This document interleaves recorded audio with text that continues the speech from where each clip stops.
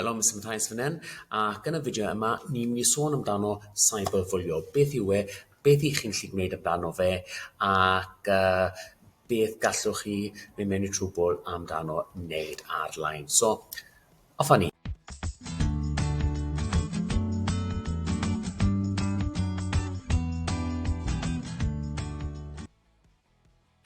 Beth yw cyberbwlio? Wel, os ni'n symud ymlaen yn y cyflwyniad nawr, gallwn ni dangos i chi.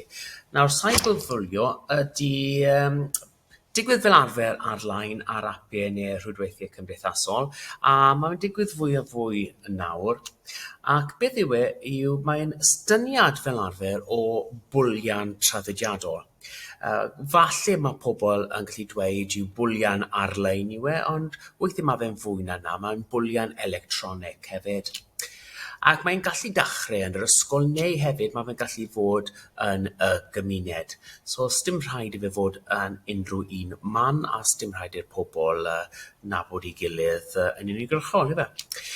Wel, so, gall bwlio cael ei ddisgrifio fel ymddygiad malaethus. So, malicious behaviour yw hwn yn Saesneg. So, basically, rhywun yn actio'n gas yn erbyn chi.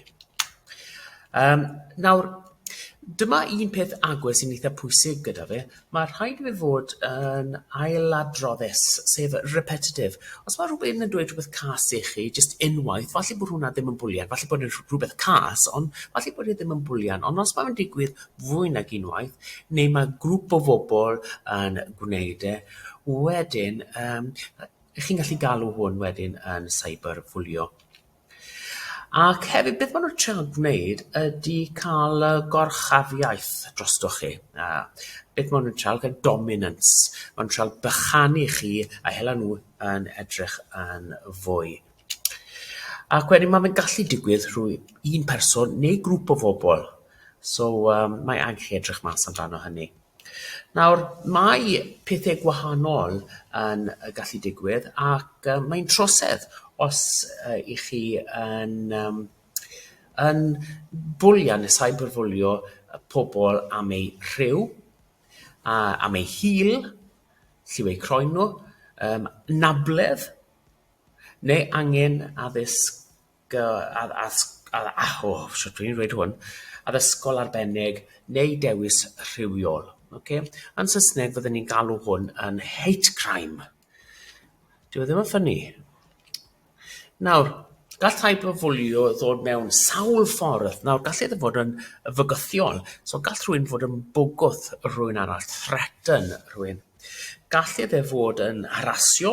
So, enghraifft, os mae rhywun yn anfon neges ar ôl neges ar ôl neges ar ôl neges, hwyr yn y nos, gynnar yn y bore, chi'n gall hwnna fod yn cyberbwlio. A wedyn gall fod yn difethau enw da, fel galw enwau neu dweud bod rhywun wedi gwneud rhywbeth maen nhw heb gwneud, neu trel dan seilio enw da rhywun. Mae hwnna'n gallu fod yn cyberbwlio. Hefyd, mae eithrio. Nawr, eithrio yw, dychmygwch na mae grŵp o chi yn mynd i'r cinema ac chi ddim yn gofyn un person i ddim ei fynd. So, chi'n eithrio rhywun mas o grŵp, neu chi'n creu grŵp chat a chi ddim yn cynnwys y person yna. Mae hynny'n gallu cael ei galw yn cyberbwlio hefyd. Hefyd, weithiau, os mae rhywun yn dwyn hunaniaeth, identity rhywun, ac wedyn yn anfon negeseuon dan yr enw'r person yna, neu pethau drwg wedyn dan yr enw'r person yna. Mae hwnna gallu cael ei galw yn cyberbwlio.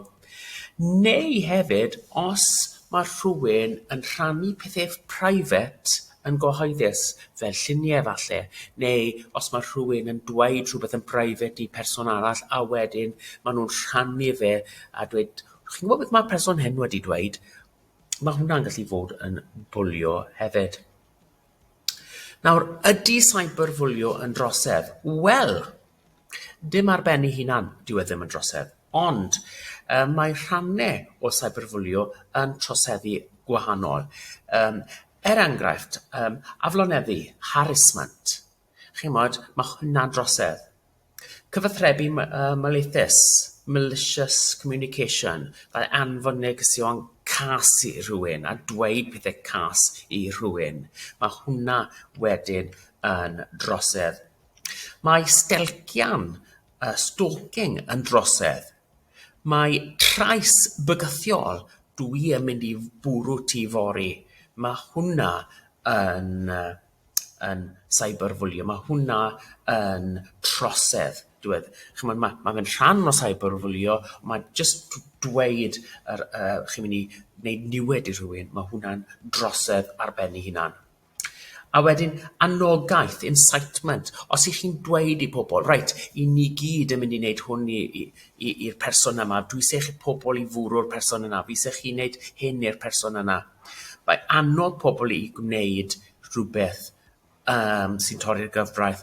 Mae hwnna hefyd yn torri'r gyfraith. Nawr, yr oedran cyfrifoldeb troseddol.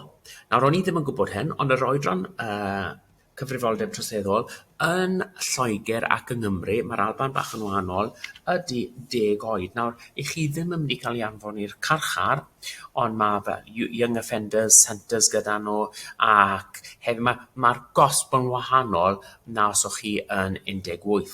Ond mae yna cosb ar gael ac mae'r heddlu yn mynd i cymryd ddiddordeb yn beth i chi wedi bod yn gwneud. Nawr, ble allech chi fynd am gymorth? Wel, oedolyn. Os mae gyda chi oedolyn i chi drosto, ewch i weld nhw, a falle gallwn nhw helpu chi. Athro, mae nifer athrawon yn yr ysgol. Mae athrawon sydd jyst yn canolbwyntio ar hwn yn yr ysgol hefyd, a gall unrhyw athro cyfeirio chi ato nhw. Wedyn mae Child Explanation Online Protection Command. Ac os ych chi'n edrych ar y gwylo fyna, thinkyouKnow.co.uk, mae hwnna'n mynd i fynd â chi fyna. A chi'n gallu adrodd ar y bullies fyna. Ac hefyd mae gyda chi Childline. Ac wedyn, ar yr ochr chwyth fyna, neu'r ochr fe, dibynnu ffordd ych chi'n edrych, mae gyda chi, chi'n gallu mynd ar yr gwefannau cymdeithasol ac chi'n gallu report adrodd i nhw os ych chi'n gofidio bod rhywun yn bwlio chi ar y line hefyd. A wedyn, yn ola, os ych chi sy'n fwy wybodaeth, mae yna llefydd hyn i chi'n gallu mynd anti-bullyingalliance.org.uk, bullying.co.uk/cyberbullying, ditchthelabel.org, a wedyn stopspeaksupport.com. Nawr, dwi'n gobeithio mae hwnna wedi helpu chi tamau bach. Mae hwn yn pwnc eitha difrifol. So, os ych chi yn cael ei bwlian neu chi cael ei cyberbwlian, mae angen i chi ddweud i rhywun. Okay? So,